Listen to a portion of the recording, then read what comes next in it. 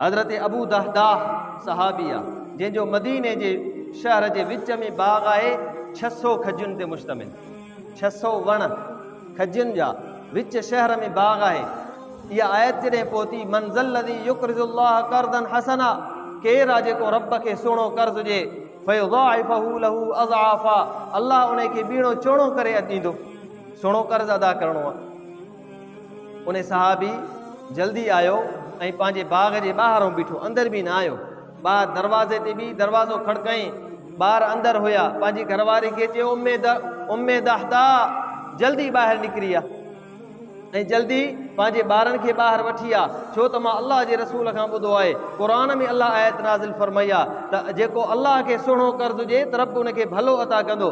तंहिंजे करे मां इहो फ़ैसिलो करे आयो आहियां त मां हीउ पंहिंजो बाग़ जेको आहे इहो अलाह खे कर्ज़ में ॾेई छॾियो आहे। तंहिंजे करे मां अलाह खे कर्ज़ ॾिनो आहे, मां हिन मंदरु दाख़िल बि कोन थींदुसि हाणे। ऐं उम्मे दहदा जेका घरवारी आहे, उन छा चयो? अॼुकल्ह असांजी माई का हुजे हा न औरत, दिमाग़ ख़राबु थई, रहंदासीं काथे, खाईंदासीं काथूं, कीअं गुज़र सफ़र थींदो?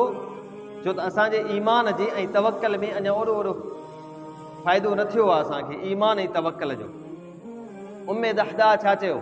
वाह जो फ़ैसिलो कयो अथई, अलाह सां तो वापारु कयो आहे, तमामु बहितरीनु फ़ैसिलो आहे।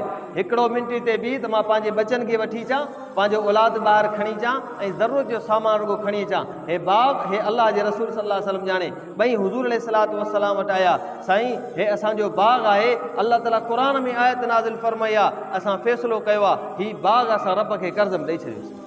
हे सहाबा आहिनि न, हे असहाबे मुहम्मद आहिनि। तो सहाबा खे पढ़ियो ई न आहे, तो सहाबा जे मुतालिक़ अहादीस ऐं मोहम्मद मुस्तफ़ा जी ज़ुबान ॿुधी ई न आहे, तो सहाबा जे मुतालिक़ क़ुरान जूं आयतूं पढ़ियूं ई न आहिनि। तूं त सदाईं तारीख़ में हलंदो आहीं, तूं सदाईं तारीख़ पढ़ंदो आहीं। तारीख़ जे मथां असांजो कॾहिं बि ईमान कोन्हे को।